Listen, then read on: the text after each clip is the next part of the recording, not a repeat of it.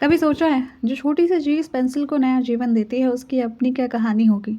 यहाँ पर बात हो रही है शार्पनर के बारे में, जिसको आई थिंक बचपन में तो काफ़ी समय तक शॉर्पनर ही कहा है। बाद में पता चला कि शार्पनर कहा जाता है।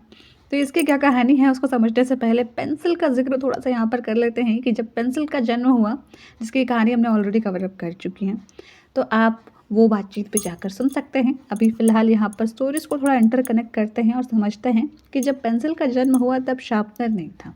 ऑब्वियसली पेंसिल शुरू में आया तो लोग पेंसिल यानी कि वो जो ग्रेफाइट था काला काला, उसको छुरी, ब्लेड या पत्थर से छीलते थे। ये काम धीरे धीरे होता था और अक्सर पेंसिल टूट जाती थी। क्यों? क्योंकि जो ग्रेफाइट होता है यानी कि पेंसिल के अंदर जो ब्लैक पोर्शन, वो काफ़ी सॉफ्ट होता है, मुलायम सा, तो टूट ही जाएगा। लिखना था लेकिन उस समय उतने साधन उपलब्ध नहीं थे, मतलब सुविधाएं, सर्विसेज उतनी उपलब्ध नहीं थी। फिर समय गुजरा, 19वीं सदी 1840 यानी कि 1840 के आसपास, जब लिखने का काम बहुत तेज़ी से बढ़ने लगा स्कूल, दफ्तर, कला के क्षेत्रों में, तब इंसान ने सोचा क्या पेंसिल को तेज़ करने का कोई आसान तरीका हो सकता है। और यहाँ से शार्पनर की सोच ने जन्म लिया।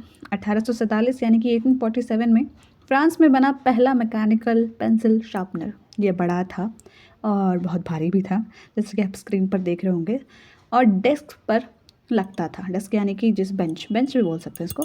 पर एक बात थी कि पेंसिल अब बराबर सुंदर और सुरक्षित तरीके से तेज़ या फिर छिले जाते थे। और फिर समय के साथ शार्पनर छोटा होते गया। अब आप सोच रहे होंगे कि इतना जल्दी कैसे, तो अब उसके पीछे भी काफ़ी लंबी स्टोरीज़ होती हैं, लेकिन यहाँ पर बातचीत में तो हम मेन मुद्दों को कवर अप करेंगे ना, कि फिर धीरे धीरे शार्पनर छोटा होते गया और मेटल से प्लास्टिक, बड़े मशीन से जेब पे आने वाली एक छोटी सी चीज़ बन गई। और जब भी स्कूल के दिनों को याद करते हैं या फिर बचपन के समय को याद करते हैं, तो शार्पनर सिर्फ एक टूल नहीं बना, वो बचपन का एक हिस्सा बन गया था कि जब भी अगली क्लास में जाए, नई क्लास में, तो पूरा एक सेट लेना है, पेंसिल, इरेज़र और शार्पनर का।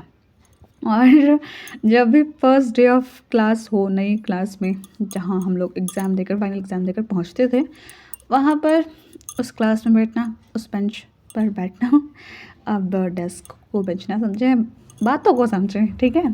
तो उसके बाद वो शार्पनर से पेंसिल को छीलना और एक दूसरे को, जो क्लास में दोस्त बैठे रहते थे, बताना कि देखो नई पेंसिल, इस ब्रांड का, उस ब्रांड का।